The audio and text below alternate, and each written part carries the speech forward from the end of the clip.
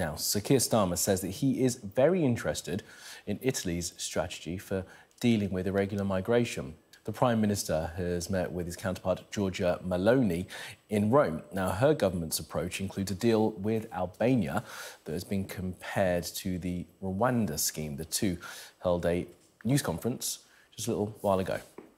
As we open what I think will be a new era in Britain's relations with the EU, our close friendship and partnership with Italy is more important than ever. And that's why it was very important for me to come so early on in my term as Prime Minister as a real statement of intent. And I think we're both ambitious for what we can do together. And that spirit has come through all of our long conversations so far, not only today, but on the previous occasions when we've had the chance to discuss a number of issues, but very much today, a resolve to work together for the good of the British and Italian people, for the security, stability and growth that we all want to see, and for the fundamental values that we share of democracy, justice, the rule of law. So, as you say, we used our time today to discuss the global challenges before us and our determination to meet them together.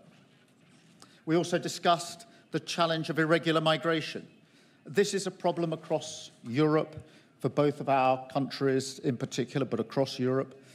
As Director of Public Prosecutions in Britain some years ago, I saw the important work that can be done across borders on issues like counter-terrorism. And I've never accepted, as we discussed, that we can't do the same with smuggling gangs. And now, of course, Italy has shown that we can. You've made remarkable progress working with countries along migration routes as equals to address the drivers of migration at source and to tackle the gangs. And as a result, irregular arrivals to Italy by sea are down 60% since 2022.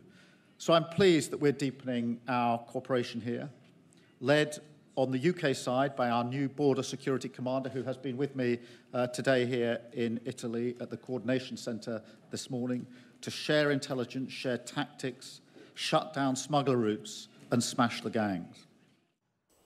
That was Keir Starmer speaking earlier. Our political correspondent, Darren McCaffrey, has more.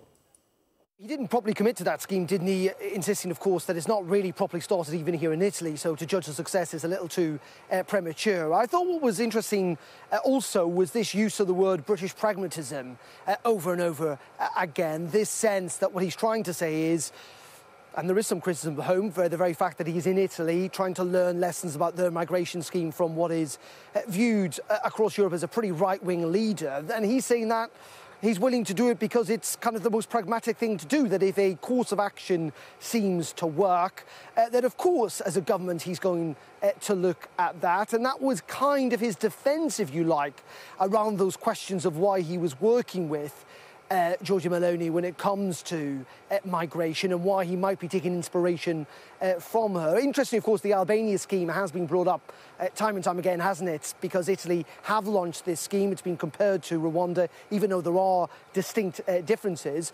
But it is also fascinating that the Prime Minister is not willing to rule it off the table, if you like. In the end, what the Prime Minister is trying to demonstrate here, though, is that he's willing to work with anyone, if you like, to try and deal with this issue of migration. We saw, tragically, those deaths of 8 people in the Channel over the weekend. And ultimately, he knows he needs to find a solution to that. So Italy has seen a 60% drop in migrants crossing the Med in the last year.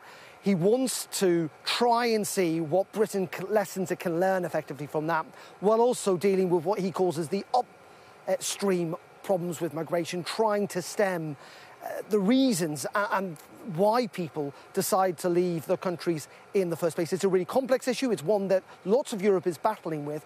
But frankly, I think given the situation we find ourselves now with the English Channel, there's a real sense of urgency with the Prime Minister in trying to tackle this problem.